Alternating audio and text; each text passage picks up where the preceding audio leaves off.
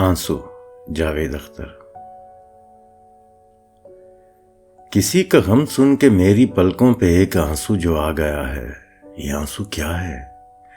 یہ آنسو کیا ایک گواہ ہے میری درد مندی کا، میری انسان دوستی کا؟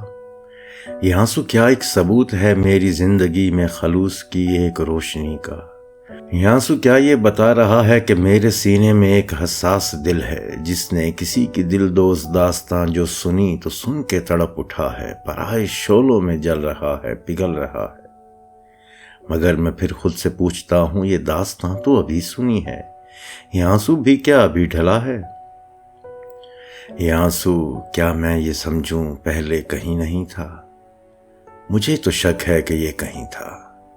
یہ میرے دل اور میری پلکوں کے درمیان ایک جو فاصلہ ہے، جہاں خیالوں کے شہر زندہ ہے اور خوابوں کی تربتیں ہیں، جہاں محبت کے اجڑے باغوں میں تلخیوں کے ببول ہیں اور کچھ نہیں ہے، جہاں سے آگے الجھنوں کے گھنیرے جنگل۔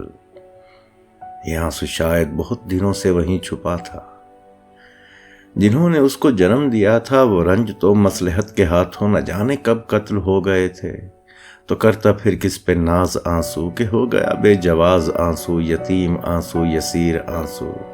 نہ معتبر تھا نہ راستوں ہی سے باخبر تھا، تو چلتے چلتے وہ تھم گیا تھا، ٹھٹک گیا تھا، جھجک گیا تھا۔